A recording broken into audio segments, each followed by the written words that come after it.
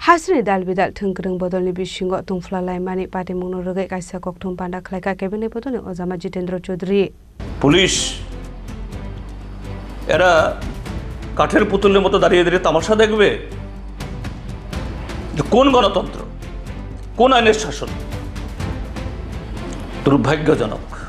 আসলে cock সানারি থাঙ্গা cabinet bodolni Ozama Jitendra Chaudhary shaka cabinet bodolni Ozama Hayake adongrok ruling party ni munggai kokshasa mungrok rokha hanke logi logi no choprop jaga hanai cabinet bodol rokni bagai kok sanani thaigori hanai abro kare bote boshaka CPIM ni dalbidal dang batang rok khlairona ni rusakya hanai abahaikino MLA Sudibrai Bormani khwataro haboi manik khne sobai sukrop khlaijak mani kokbo shaka abro kare bote dalbidal kokno shaka cabinet bodol ni Ozama Jitendra Chaudhary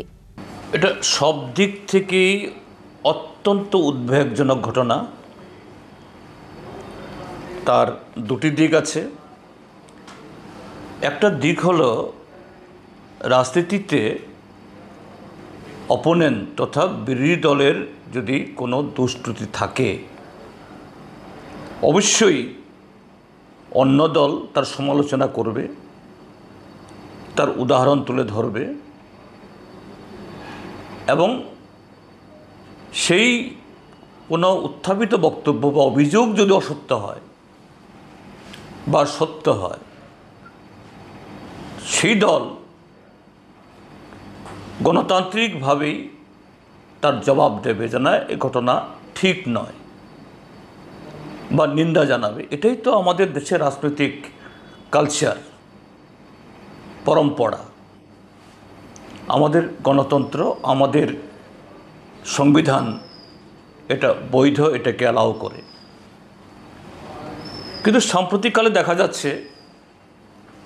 শাসক দলের বিরুদ্ধে যদি কোনো সমালোচনা হয় তাদের বিরুদ্ধে যদি কোনো কেউ অভিযোগ উত্থাপন করেন তখন যে কিছু এরকম বাহুবলীদের দিয়ে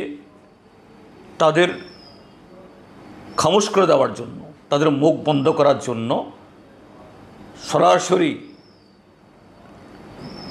সেই ব্যক্তি বা সংগঠনের উপরে দৈহিক আক্রমণ সম্পত্তি ক্ষতি করা এবং আরও নানাভাবে তাদেরকে কোণঠাসা করার চেষ্টা যেন ত্রিপুরাজ্যের এটা কালচার হয়ে গেছে অথচ একই ধরনের আচরণ শাসক দলের তরফ থেকে তাদের সর্বোচ্চ নেতৃত্বের তরফ থেকে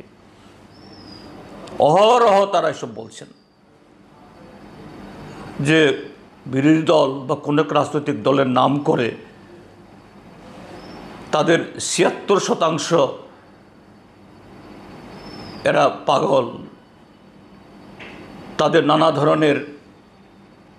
রোগ জীবাণু নিয়ে বয়ে বেড়াচ্ছে বা তাদেরকে দেশ ছাড়া করা হবে অমুক নদীতে অমুক সাগরে নিক্ষেপ করা হবে তাদের অতীতে বহু শিক্ষা দিয়েছি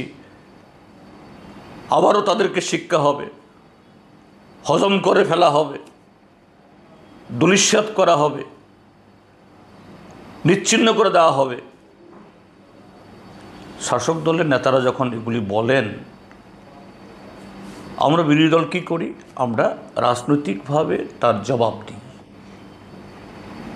এটাই তো আমাদের দেশের রাজনৈতিক সংস্কৃতি বা পরম্পরা কিন্তু ত্রিপুরাজ্যে বর্তমান যে শাসক গোষ্ঠী বিজেপি বা ত্রিপুরা মথার বিরুদ্ধে কিচ্ছু বলা যাবে না বিরোধী দল আমরা তো উদাহরণ দিয়ে যুক্তি দিয়ে কথাগুলি বলছি আমি দেখেছি গতকাল এই সুদীপ বর্মন মহোদয়ের একটা বক্তব্য তিনি কি বলেছেন যে মধ্যপ্রদেশে এক বিজেপি নেতা সেখানকার আদিবাসী একজন নাগরিক তিনি একটা কমপ্লেন জানানোর জন্য এসেছিলেন জবরদস্তি করে তার মাথার উপর তার শরীরের উপর তিনি প্রস্রাব করে দিচ্ছেন এই ছবি আরেকজন তুলেছে ভাইরাল হয়েছে ভারতীয় জনতা পার্টি দলের তরফ থেকে তাদের সেই কার্যকর্তা দেবতুল্য কার্যকর্তার বিরুদ্ধে কোনো ব্যবস্থা গ্রহণ করা হয়েছে আমাদের জানা নেই। তো এটা বলা কি